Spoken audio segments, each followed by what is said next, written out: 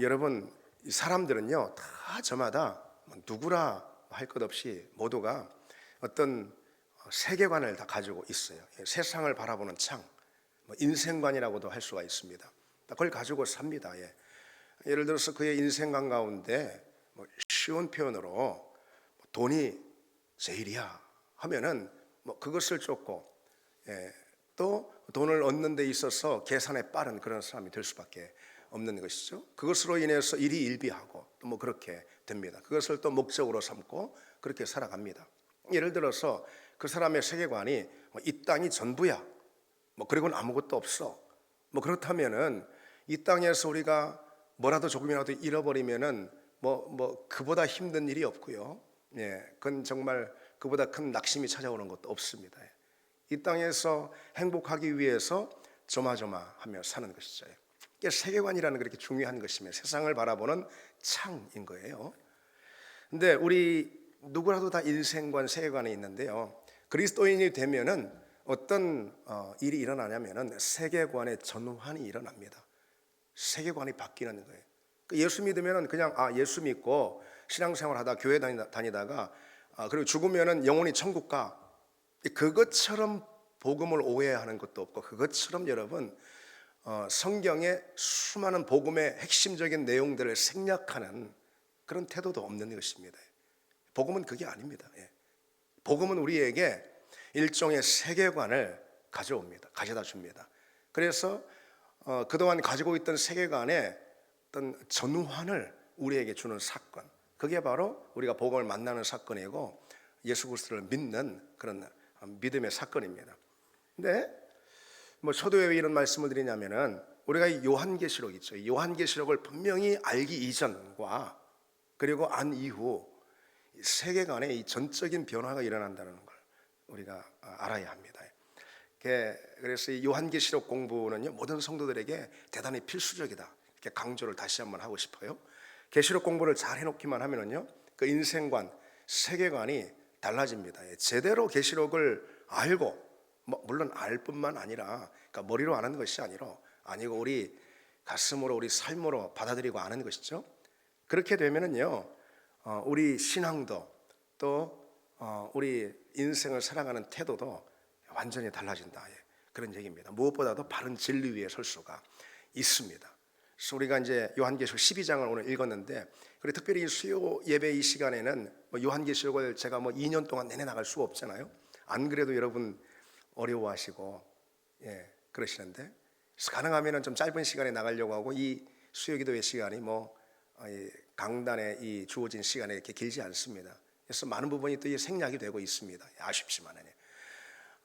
근데 여러분들이 오늘도 12장을 쭉 읽었는데 무슨 내용인지 잘 모르는 분들이 많이 아무래도 계실 겁니다.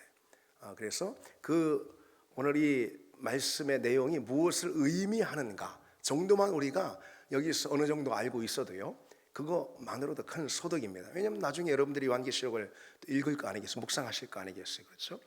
그러면 그 내용이 그 내용이구나, 이렇게 묵상이 돼야지, 그래야지 메시지를 얻을 수가 있는 거예요.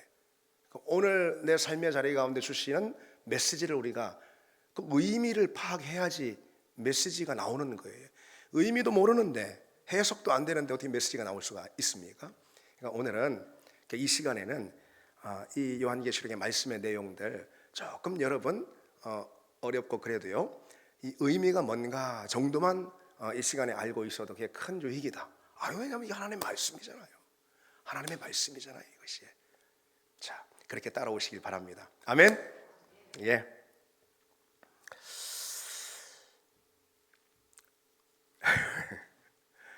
어려운 거 여러분들에게 해나가는 저한테 격려를 해주시기 바랍니다. 아멘. 자, 요한계시록 6장부터 여러분 16장까지는 그 인나팔 대접 심판의 내용들이 쭉 전개되고 있습니다. 그 가운데 12장부터 14장 있잖아요. 이 섭장. 이것은 독립된 하나의 이야기예요. 이게 삽입장이라고 그래요. 독립된 하나의 이야기로서요, 구속사 전체, 예수 그리스도의 구속사 전체의 드라마를 어떤 하나의 그림, 한 폭의 그림으로 펼쳐지고 있다, 이렇게 말할 수가 있습니다. 그래서 이 12장부터 14장은요 요한계시록 그 전체 내용의 어떤 축소판으로 우리가 이해할 수가 있어요. 그런데 구속사를 예수 그리스도와 사단의 전쟁, 그리고 또 교회와 사단의 영적 전투, 이 큰 두 줄기로다가 이 구속사를 설명해주고 있는 거예요. 그래서 오늘 본문에 보면은 용과 짐승, 아니면은 또 미가엘과 여자의 후손들, 그들이 하늘로부터 땅에 이르기까지, 그러니까 이 전쟁터인 거예요. 배틀필드. 이게 하늘로부터 땅에 이르기까지 어떤 우주적 배경, 이것이 바로 배틀필드인 거예요. 거기서 사단과 그리스도, 그리고 사단과 교회가 서로 대결을 펴고 전투를 하는 그런 장면이 쭉 펼쳐지고 있습니다. 그게 구속사의 중요한 어떤 줄거리라는 거예요. 하나님께서 그리스도를 통해서 우리를 구원하시는 것, 그게 바로 구속의 역사, 구속사라고 그러잖아요. 그 구속사에 있어서 아주 중요한 어떤 그 맥락이 무엇이냐면은 뭐라는 거죠? 영적 전투라는 것이죠. 그리스도와 사단의 싸움, 그리고 그리스도를 통해서 나온 교회잖아요. 교회와 사단의 싸움 간의 영적 전투, 그것이 구속사의 중요한 맥락인데, 이 12장부터 14장까지 그 내용이 아주 중심적으로 다뤄지고 있습니다. 오늘은 12장만 좀 보겠습니다. 12장은 이런 줄거리를 가지고 있습니다. 1절로 6절은 여자의 해산과 용의 공격에 관한 그런 내용이에요. 자, 우선 들어보십시오. 그리고 7절로 12절은요, 하늘에서 일어난 영적 전쟁에 관한 그런 내용입니다. 그리고 13절에서 마지막 17절까지는 여자와 용의 전쟁에 관한 그런 기록을 담고 있습니다. 자, 먼저 본문에 등장하는 이 용어부터 좀 제가 먼저 좀 여러분들에게 간략하게 소개를 하도록 하겠습니다. 아주 간단하게만. 이 여자는요, 한마디로 말해서 이스라엘을 상징해요. 아니면은 교회를 상징해요. 여러분, 이스라엘도 구약 교회인 거예요. 구약의 교회. 사도행전에 보면은 구약의 교회라고 돼 있어요. 그리고 교회는 신약의 교회를 말하는 거겠죠. 어쨌든 이 여자는 이스라엘 또는 교회를 의미합니다. 여자의 남은 자손, 이 여자의 남은 자손이야말로 진짜 신약의 교회를 또 의미합니다. 용, 또 뱀, 이런 용어는요 다 마귀를 상징합니다. 또 여자가 낳은 아이에 대한 표현이 나오는데, 이것은 예수 그리스도를 의미합니다. 그리고 본문에 뭐 바다 또는 강물, 이런 표현들이 나오는데, 이것은 다 마귀가 부리는 어떤 어둠의 세력들, 아니면은 마귀가 활동하는 어떤 어둠의 영역들을 말하는 거예요. 한편 본문에 여러 숫자들도 등장하고 있죠. 요한계시록 전체적으로 이 숫자가 상징적인 어떤 코드로 등장을 하고 있는데요. 뭐 대표적으로 1260일, 아니면은 42달, 아니면은 한때, 두때, 반때. 이 한때는 1년을 말하는 거예요. 그러니까 한때, 두때, 반때 하면은 3년 6개월을 말하는 거겠죠. 기간으로 보자면은. 근데 여러분, 이 1260일하고 42달하고 3년 6개월은 다 같은 기간을 말하는 거예요. 그렇죠? 1260일을 달로 하면 42달이에요. 42달을 연으로 계산하면 3년 6개월인 거예요. 이것은 어쨌든 같은 기간을 말하는 거예요. 그런데 이 기간은 어떤 거냐면, 요한계시록에서 무엇을 지시하는 기간이냐면은 바로 종말의 기간이에요. 종말은 예수님의 초림부터 이 재림 사이의 기간을 일컫는다고 그랬죠. 바로 그 기간을 이런 식으로 어떤 암호화된 코드, 상징적인 숫자로다가 그렇게 표현을 합니다. 어떤 맥락에 따라서 언제는 1260일로, 또 어떤 맥락에 따라서 언제는 한때, 두때, 반때, 이런 식으로요. 그리고 사실 그것이 요한계시록 20장에 가면은 1000년, 여러분 왜 1000년 왕국 있잖아요. 그 1000년을 또 가리키기도 합니다. 그러니까 요한계시록에서 이 중요한 숫자들, 1260일, 42달, 한때, 두때, 반때, 그리고 또 1000년, 이건 다 공히 종말의 기간을 의미하는 그런 기간입니다. 자, 그 점을 여러분 먼저 참고하고 오늘 말씀으로 한번 들어가 보겠습니다. 자, 먼저 1절에서 6절 있죠. 이 이야기는 무엇을 의미하는지, 일단 여러분 본문 12장에 중요한 등장인물 세 존재가 나옵니다. 어떤 존재죠? 먼저 여자, 그리고 여자의 후손, 그리고 여자의 후손이 아니고 여자가 낳은 아이죠. 그리고 용, 이 세 주요 등장인물들이 나옵니다. 근데 1절에 보면은 여자가 먼저 등장합니다. 근데 이 여자가 어떤 모습으로 등장하냐면은 해를 옷 입고요. 또 그리고 그 발 아래 달이 있고요. 그 다음에 머리에 12별의 관을 쓰고 있는 그런 모습으로 등장합니다. 그런 이 여자가 태중에 아이를 낳기 위해서 지금 해산의 진통을 겪고 있다라고 기록하고 있죠. 그런데 여러분, 그것을 여러분 한번 머릿속에 그림으로 한번 그려보시기 바랍니다. 그런데 바로 그 옆에서 머리가 7이고 뿔이 10인 붉은 용이 그 아이를 해산하려는 여자 앞에서 아이를 해산하게 되면은 그 아이를 해하기 위해서 그 아이를 삼키려고 노리고 있는 그런 중입니다. 요한에게 그런 환상의 장면이 쫙 펼쳐지는 거예요. 그래서 마침내 여자가 아이를 낳았습니다. 바로 아들입니다. 근데 그 아들을 누구라고 말하죠? 장차 철장으로 만국을 다스릴 그런 존재입니다. 그런데 그 아들을 여자가 낳았어요. 별한간 그 아이가 하늘 보좌로 이끌려 올라갑니다. 그리고 여자는 광야로 도망을 합니다. 그리고 그 광야에서 아까 말씀드린 그 숫자 1260일 동안 사람들이 여자를 보호하는 그런 기간으로 하나님께서 예비를 해두신 바로 그 광야로 이 여자가 피신을 합니다. 여러분, 이 이야기가 무엇을 의미하는 걸까요? 사실 이것은요, 구약의 다니엘서를 중심으로 에스겔서나 스가랴서나 구약에 있는 그런 어떤 이야기나 아니면은 예언들 있죠. 그것을 모티브로 삼아서 이 요한계시록이 사실 오늘의 본문뿐만 아니라 요한계시록이 전체적으로 전개가 되고 있습니다. 그래서 요한계시록을 해석하려면은 구약을 잘 우리가 이해하고 있어야 합니다. 자, 어쨌든 이 이야기는 무엇을 의미하는 걸까? 교회는요, 여자를 상징한다 말씀을 드렸잖아요.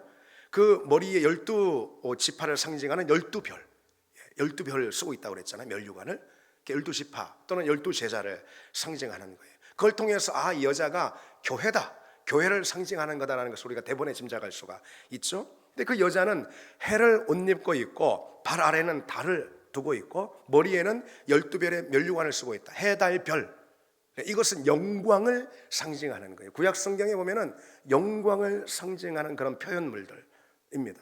따라서 교회는 영광을 가지고 있는 모습으로 지금 등장하고 있는 거예요. 교회의 영광을 표현하는 상징들과 더불어서 영광스러운 교회의 모습으로 지금 등장하고 있습니다. 바로 이 교회가요.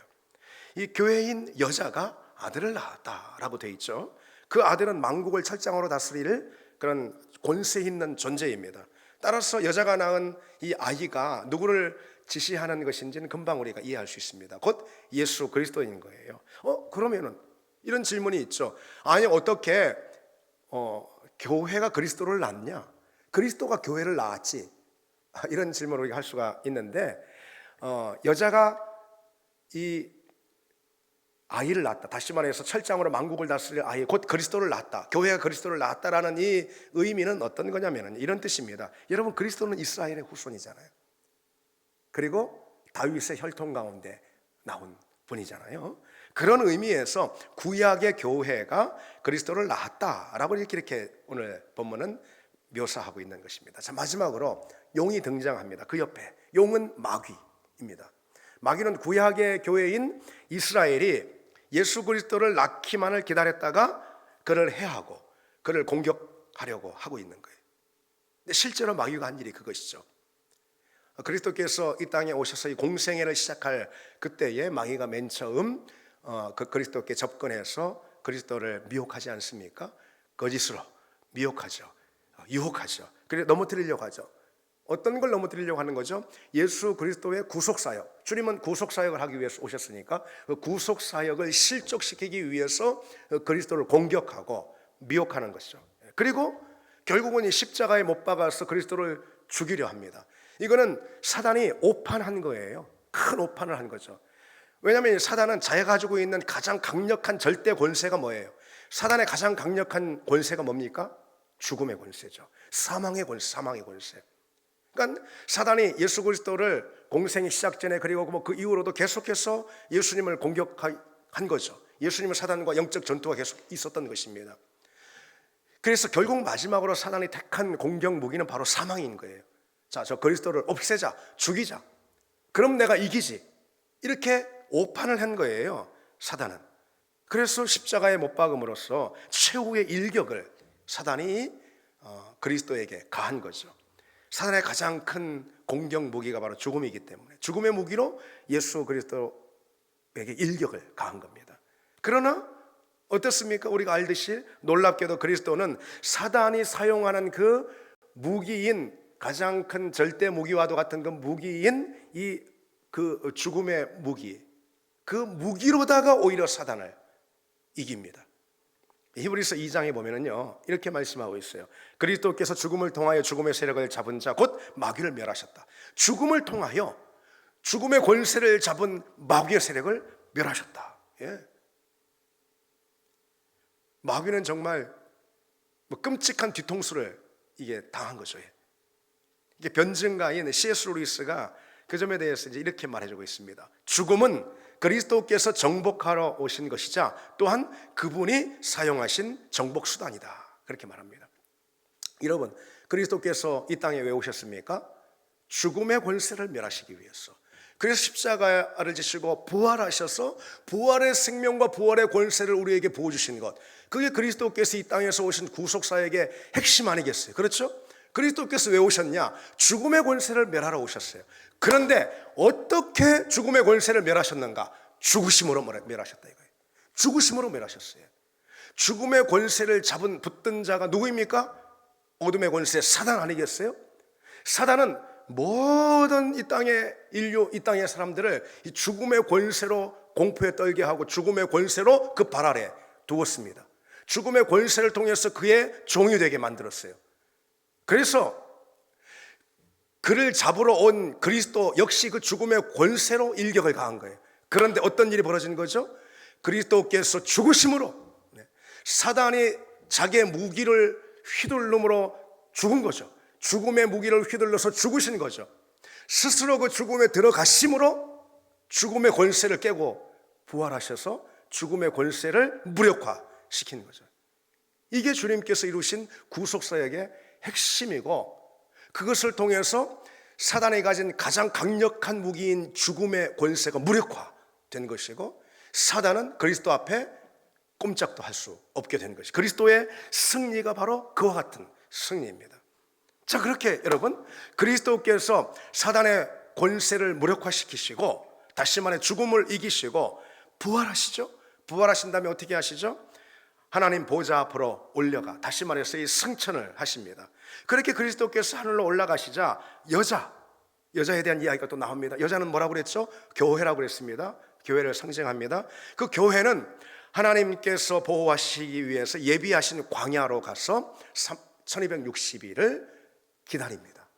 이 종말의 기간 동안 기다린다, 광야의 자리에 있다, 이런 뜻입니다. 이어서 여러분 7절로 이어 넘어가는데 7절에서 12절의 이야기가 펼치는데, 이 7절의 이야기의 무대가 갑자기 하늘로 옮겨집니다. 오늘은 여러분 1절에서 6절, 7절에서 12절, 13절에서 17절이라고 그랬잖아요. 이렇게 세 단락으로 나눌 수가 있는데, 그 세 단락 각각의 단락의 무대, 펼쳐지는 무대가 어디냐면은 땅이었다가 하늘, 다시 하늘에서 땅으로 내려오는 그런 무대의 변화가 있습니다. 그와 같은 지금까지 쭉 제가 설명드렸던 일이 어디서 일어났어요? 땅에서 일어났습니다. 그리고 그리스도께서 승천하셨어요. 그리고 교회는 1260일 동안 하나님께서 보호하시기 위해서 광야로 피난을 시킵니다. 바로 그 사이에 하늘에서 어떤 일이 펼쳐지는가에 대한 장면이 7절부터 12절까지 기록하고 있는 거예요. 하늘에 어떤 일이 펼쳐집니까? 전쟁이 펼쳐집니다. 천사장 미가엘과 그의 사자들이 곧 사단과 사단의 수하들과 일대 전쟁이 벌어집니다. 근데 거기서 오늘 본문에 보면은 사단이 패하고요, 하늘에서 더 이상 권세를 얻지 못하고 하늘에서 쫓겨납니다. 그 사단은 권세를 가지고 온 천하를 꾀하는, 미혹하는 그런 정체를 가진 자였어요. 자, 그렇게 천사장 미가엘을 통해서 이 하늘에 올라간 사단의 권세가 패배해서 땅으로 쫓겨나니까 큰 음성이 오늘 본문에 들립니다. 뭐라고요? 10절에 보니까 이제 하나님의 구원과 권세와 나라가 이루어지고 그리스도의 권세가 나타났다 하면서 큰 음성이 울립니다. 이게 무슨 말입니까? 이건 뭐냐면 한마디로 말해서요, 미가엘이 자기가 가진 힘으로다가 사단의 권세를 무너뜨리는 것이 아니고 바로 예수 그리스도 보혈, 예수 그리스도 능력과 그 권세로 미가엘 천사장이 사단의 권세를 하늘에서 무찔렀다라는 그런 의미입니다. 그렇게 사단은 하늘에서 쫓겨나서 땅으로 내려오게 됩니다. 그리고 펼쳐지는 13절에서 17절까지의 내용의 무대는 어디가 되겠죠? 또 땅이 되는 것입니다. 하늘에서의 패배로 인해서 이 용이 분기탱천해 있습니다. 그리고 그 용이, 다시 말해 사단이 지상에 내려와서 무엇을 공격하죠? 교회를, 지상에 있는 교회를 공격합니다. 그러자 교회는 광야로 피해서 한때, 두때, 반때, 이게 1260일 똑같은 이 종말의 기간이라고 말씀드렸죠. 거기서 하나님의 보호를 받습니다. 그 기간 뱀은요, 그 입으로 물을 강같이 토해내서 여자를 물에 잠기려고 시도를 하거나요, 이거 다 뭐냐면은 사단이 아주 거세게 교회를 공격하는 그런 어떤 광경들입니다. 그러나 땅이 여자를 구했다고 그랬는데 이것은 하나님께서 교회를 보호하셨다, 그런 이야기입니다. 이 종말의 기간 가운데 그런 영적 전투들이 치열하게 계속해서 이어지고 작은 어떤 전투의 교전들 아니면 큰 전투의 상황들, 이런 것들이 빈번히 이 종말의 기간 가운데 있다라는 것을 묘사해주고 있는 내용입니다. 그리고 마지막 절 17절에 보면은 용이 분노했어요. 여자의 남은 자손 곧 하나님의 계명을 지키며 예수의 증거를 가진 자들과 더불어 싸우려고 어떻게 해요? 바다 모래 위에 섰더라. 여러분, 이 장면을 한번 머릿속에 그려보십시오. 사단이 분노해서 하늘에서 패했어요. 예수 그리스도 십자가 보혈의 권세로다가 싸웠던 미가엘에 의해서, 천사에 의해서 패퇴해서 땅으로 쫓겨났어요. 그래서 하늘에서는 권세를 잃어버렸어요. 다시 말해서 그리스도를 대항하는 권세는 잃어버렸다, 이런 뜻이에요. 그러니까 표적이 바뀌는 거예요. 어디로요? 이제는 교회를 향해서, 지상 교회를 향한 이 사단의 공격이 거세게 진행되는 것입니다. 그리고 마지막 절 17절 보면은 교회와 성도들에게 마지막 일전을 벌이기 위해서 전열을 갖추고 있는 그런 모습으로 쫙 바다의 모래 위에 쫙 펼쳐졌더라, 그렇게 해요. 그러니까 사단의 공격은요 이런 거예요. 종말의 기간 가운데 지금도 그렇죠, 계속 되고 있지만은 갈수록 거세지는 거예요. 그러다가 종말의 끝이 있을 거 아니에요. 우리는 모르지만은 주님의 재림이 임박한 바로 그 종말의 끝이 있을 거 아니겠어요. 그때 되면은 사단이 일제히 일어나서 대공세를, 전면적인 공세를 펼친다. 혹 그때가 지금인지 우리는 또 알 수가 없는 것입니다. 바로 그런 뜻입니다. 자, 여러분, 이것이 오늘 제가 간략하게 소개해드린 오늘 본문의 내용인데요, 이와 같은 오늘 본문이 우리에게 주는 메시지가 무엇일까? 우리가 간략하게 좀 본다면요, 여러분, 요한계시록 12장은요 말씀드렸듯이 사단이 여자, 다시 말해서 교회를 공격하기 전에 교회가 낳으려고 하는 예수 그리스도를 공격하려고 하고 있습니다. 그것으로 시작이 되고 있어요, 오늘 본문은. 이어서 역사의 무대가 하늘로 옮겨지고 하늘의 전쟁이 펼쳐지죠.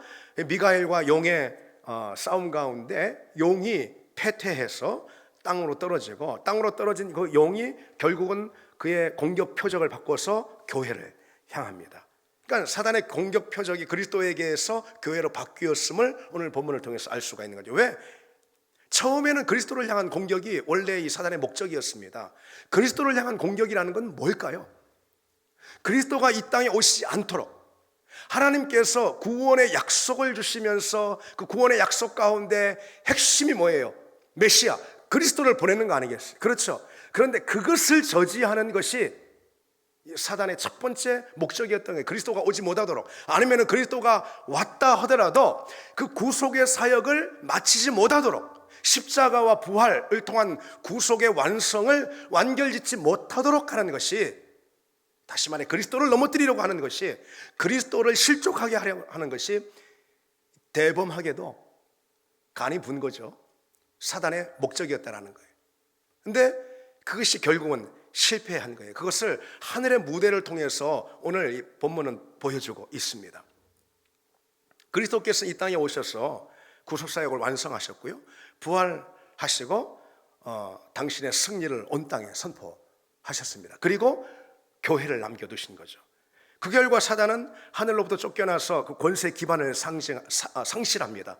더 이상 그리스도를 대적할 어떤 기력도 있지 않는 거예요. 그래서 이젠 사단의 공격 대상이 바뀌는데요, 이렇게 볼 수 있는 거예요. 그 이야기를, 그리스도의 구속사역을 원천적으로 봉쇄하려 하던 이 사단의 전략이 그리스도의 구속사역의 결과로 태어난 교회에 대한 공격으로 바뀌었다, 이런 것입니다. 그래서 여러분, 오늘 본문은요, 무엇보다도 교회는 무엇인가를 우리로 하여금 다시 생각하게 해줍니다. 바로 교회는 한마디로 말해서 전투하는 교회다. 전투하는 교회다. 그것이 교회의 어떤 이 본질적인 그런 속성이 될 수밖에 없습니다. 왜냐? 여러분, 말씀드렸듯이 그리스도께서 구속의 사역을 하는 것 그 자체를 봉쇄하기 위한 것이 사단의 목적이었는데 그것이 완전히 패배하고 말았어요. 그래서 그리스도께서 십자가와 부활을 통해서 사단에 대한 완전한 승리를 거두셨어요. 그러나 사단이 완전히 멸망된 건 아니에요. 그것은 저 요한계시록 저 끝에 가면은 사단의 완전한 멸망이 나옵니다. 아직은 아니에요. 종말의 기간은 아닌 거예요. 재림을 통해서 사단이 완전히 불못에 들어가 버리는 거예요. 이 종말의 기간은 아직 사단이 살아 있습니다. 그런데 그리스도에 대한 공격은 더 이상 할 수 없어요. 그러면 그리스도께서 이루신 구속사역에 대해서는 더 이상 사단이 건들 수가 없으니 구속사역의 결과물 뭐예요? 교회 아니겠어요? 예수님이 이 땅에 왜 오셔서 왜 구원의 일을 하셨습니까? 왜요? 많은 구원받는 사람들을 낳기 위해서, 그런 거 아니겠어요? 복음을 통해서 수많은 사람들이 구원받게 하기 위해서 그 구원받은 사람들의 무리가 무엇입니까? 교회 아니고 뭐겠어요? 그렇죠? 그래서 구속사역은 막지 못했지만은 구속사역의 결과로 인해서 잉태한 교회, 그 교회를 허물어뜨리고 교회를 무너뜨리려고 하는 거, 그런 전략으로 바뀐 거예요. 그러니까 여러분, 교회의 태생적인 속성이 무엇이 될 수밖에 없을까요? 전투가 될 수밖에 없죠. 사단과의 전투가 될 수밖에 없습니다. 물론 요한계시록을 보면은 이 교회와 사단과의 전투 이야기의 이 대단원의 막이 어떻게 끝나는지 우리는 미리 다 알고 있습니다. 그래서 우리는 예고편을 다 보고 이제 본편 싸움에 들어가는 그런 것과 같습니다. 예고편을 다 봤어요. 끝을 다 압니다. 그래서 승리를 우리는 붙들고 전투에 임하는 그런 사람들이라 이렇게 할 수가 있어요. 어쨌든 성도의 삶은 여러분 사단과의 전쟁이고 교회의 정체성은 전투하는 교회입니다. 우리 신앙이 영적 전투다. 우리가 그것을 기억해야 합니다. 악한 마귀의 세력은 여러분 우리 신앙을 가만두지 않습니다. 나는 호전적인 사람이 아닌걸요, 나는 싸우는 사람이 아니에요, 나는 착한 사람인걸요, 뭐라고 하든 사단이 가만 놔두지 않는 거예요. 우리가 믿음을 가진 이상, 우리가 하나님의 자녀인 이상, 우리가 교회에 속해 있는 이상, 우리가 구원받은 하나님의 자녀인 이상 사단은 우리를 가만 놔두지 않습니다. 그 믿음을 꺾어버리려고 하고 우리로 하여금 영혼이 실족하게 만드는 거죠. 그래서 여러분, 싸우지 않는 신앙은 이미 패배한 신앙인 거예요. 싸우지 않는 교회는 이미 패배한 교회나 마찬가지인 거예요. 싸우지 않는 믿음, 이미 스스로 무너져버린 믿음이나 다름없는 거예요. 그래서 우리는 무엇보다도 우리가 영적 전투의 한복판에 늘 있다라는 이 긴장을 항상 잊지 말아야 합니다. 믿음 생활은 여러분 그저 기분 좋은 소풍이 아닙니다. 전에 힘들고 상처받고 어렵고 거친 세상에서 내 인생이 불행했는데 이제 교회 와서 내가 꿈꿔왔던 그런 것과 같은 행복이나 만족이나 기쁨이나 복이나 평안이나 자유나 이런 것을 누릴 거야 라고 생각한다면 그것처럼 큰 착각은 없습니다. 만약 제가 설교 가운데 간간히 얘기했듯이 그런 평안이나 그런 자유나 그런 만족이나 그런 복을 원한다면 주소를 잘못 찾았습니다. 기독교가 아니고 저 불교나 어느 다른 종교일 가능성이 높습니다. 그리로 가는 편이 낫습니다. 기독교 신앙은 그런 내가 인간적으로 꿈꾸고 바라는 것과 같은 그런 행복이나 만족이나 그런 평안을 약속해 주지 않습니다. 치열한 전쟁터 한복판, 그 장소로 우리는 들어가는 거예요. 그 공간으로 우리는 들어온 것입니다.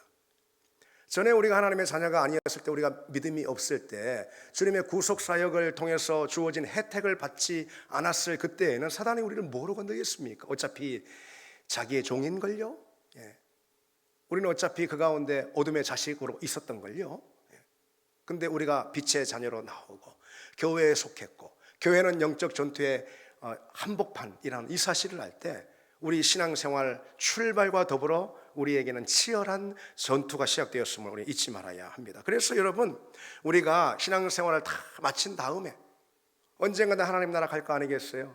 하나님 나라 가면서 우리 신앙생활을 우리가 되돌아보면서 할 수 있는 말이 무엇일까? 참 즐거웠던 소풍이었어. 천만의 말씀입니다. 우리는 우리 신앙생활의 날들을 어떻게 회고할까요? 아마 이 디모데 후서에 나오는 바울의 말과 같은 회고를 할 것입니다. 나는 선한 싸움을 싸우고 믿음을 지켰다. 아멘. 나는 선한 싸움을 싸웠다. 나는 믿음의 싸움을 치열하게 감당하고 결국은 이 마지막에 승리했다. 그래서 내가 하나님 나라에 간다. 아멘. 우리는 그런 고백을 하는 사람들로 부름을 받았다는 것이죠. 여러분, 영적 전쟁에서 이기는 것이란 무엇일까요? 방어적인 측면에서는요, 우리 믿음을 지키는 거예요. 일단은 사단이 미혹하고 사단이 우리를 쓰러뜨리려고 하고 유혹하고 시험하고, 거기서 우리를 지키는, 우리 믿음을 지키는 거예요. 절대로 잃지 않도록. 우리 믿음이 시험에서 자빠져 버렸다, 여러분, 그것처럼 불행한 거 없어요. 그것처럼 불행한 거 없어요. 시험에 자빠지면 자기만 손해, 자기만 손해. 지키는 것입니다. 영적 전투에서 이기는 거, 방어적인 측면은 바로 그런 것입니다. 영적 전쟁에서 이긴다라는 것이 공격적인 측면은 이런 거예요. 하나님 나라 복음을 그냥 과감하게 펼치는 거예요. 이게 영적 전투에서 이기는 어떤 공격적인 그런 차원인 거예요. 이 땅의 어둠의 권세 아래에 있는 수많은 영혼들, 사단의 포로가 되어 있는 수많은 영혼들, 거짓의 올무에 사로잡혀 있는 이 수많은 영혼들을 복음을 통해서 건져내고 그들을 자유케 하고 그 영혼을 해방해서 주님의 빛 가운데로 들어오게 하는 바로 그 복음 전도의 역사, 이 걸음, 이 사명, 이것을 힘있게 감당하는 것, 그것이 바로 영적 전쟁에서 우리가 이기고 있는 이 공격적인 측면을 말해주는 것입니다. 여러분, 쉽게 표현해서 우리 교회에 늘 새로운 가족들이 들어오고, 그들은 예배를 잃어버렸던 사람이에요. 그들은 하나님을 향한 갈망을 가지고 있었던 사람이에요. 아니면은 그들은 죄의 올무에 매여 있던 사람이고 멸망의 한복판에 있었던 그런 사람들이에요. 그들에게 복음을 전해서 그들이 우리 교회에 들어와서 우리와 함께 복음 안에서 춤추고 하나님을 바랄 때, 그렇게 우리가 할 때, 그런 삶을, 그런 인생을 살 때, 그 인생이 바로 영적 전투에서 승리하는, 사단을 오히려 공격해서 승리하는 그런 인생이 되는 것입니다. 여러분, 그런 우리가 다 되기를 바랍니다. 그런 우리 교회가 되기를 바랍니다. 자, 특별히 마지막으로 한 가지 좀 나누고자 하는 것은요, 오늘 본문을 통해서 알 수 있는 사단의 정체. 아까 교회란 무엇인가를 나눴잖아요. 교회는 전투하는 교회다 그랬습니다. 근데 사단의 정체에 대해서 오늘 본문은 또 가르쳐주고 있는데요, 그걸 주목해야 합니다. 9절 보면은 사탄이라고도 하며 뭐라고요? 온 천하를 꾀하는 자라 그랬어요. 사단은 꾀하는 자, 다시 말해서 미혹하는 자입니다. 사단의 미혹이 최초로 성공을 거둔 때가 언제죠? 에덴의 자리 아니겠어요? 창세기 3장에 그 결과, 창조 이래 최악의 결과가, 최악의 사태가 발생한 거 아니겠어요? 에덴에서의 뱀의 미혹으로 인해서 아담이 실족해버리는, 에덴을 잃어버리는, 상실하는 그와 같은 끔찍한 결과가 초래가 됐죠. 그러면은 사단은 무엇으로 미혹을 할까요? 거짓으로 미혹을 합니다. 사단은 거짓 압이다 그랬어요. 사단의 첫 번째 무기는 거짓이에요. 그래서 여러분, 항상 악이 있는 곳에는 필연 거짓이 있습니다. 악은 언제나 거짓과 연루되어 있습니다. 그리고 거짓은 무엇이냐? 거짓은 진리를 어지럽힙니다. 진리를 왜곡합니다. 진리를 대적합니다. 다른 게 아니고 거짓은 바로 그런 거예요. 진리의 대적자, 거짓입니다. 세상에는 항상 진리를 대적하는, 하나님의 복음과 말씀의 진리를 대적하는 사단의 역사가 활동을 하죠. 그러면 교회는 어떤 곳이냐? 그것에 비추어 볼 때 교회는 진리의 기둥과 터라고 그랬어요. 다시 말해서 진리의 파수꾼, 그게 바로 교회입니다. 따라서 성도에게 가장 중요한 것이 무엇이냐, 우리에게 있어야 할 가장 중요한 것이 무엇이냐, 그건 진리를 사랑하는 마음입니다. 진리를 붙드는 거예요. 그런 태도입니다. 진리로 무장하는 것, 그것이 우리 성도에게 가장 중요한 거예요. 여러분, 정말로 딱하고 불행한 인생이 어떤 인생일까요? 누군가의 거짓에 넘어가서 평생 그렇게 산 것. 그런데 그거보다도 훨씬 더 최악의 불행이 있다면 무엇일까요?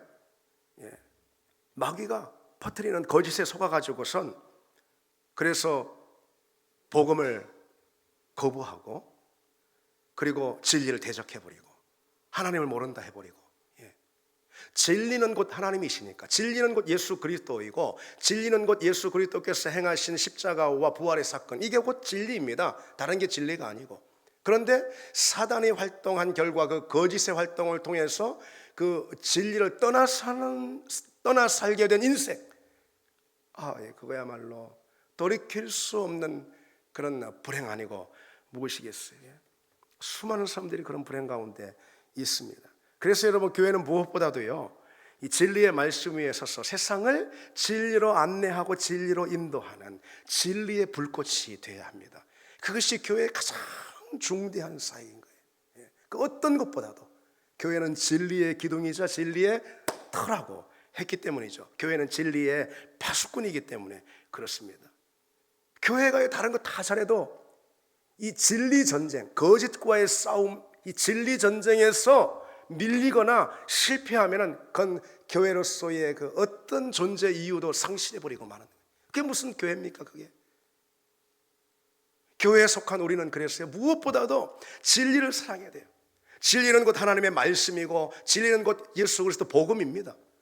그 진리를 사랑하고 사모하고 진리에 대한 열정을 가지고 열망을 가져야 합니다. 그것이 지식적인 것이든, 지식적인 것도 중요합니다, 여러분. 그러니까 우리가 양육도 하고 훈련도 하고 말씀도 듣고 그런 거예요. 그런데 거기서 그치지 않고 진리에 대한 타오르는 열심과 열정을 통해서 그 진리에 대한 열심이 우리 의지로 드러나는 것, 그것입니다. 그래서 거짓과 대적하고 거짓에 사로잡은 수많은 미혹당한 세상 사람들을 진리로 이끌고, 이런 거예요. 진리에 대한 열심, 이것이 교회가 가져야 할 가장 중요한 태도이고, 그런 교회가 진짜 교회입니다.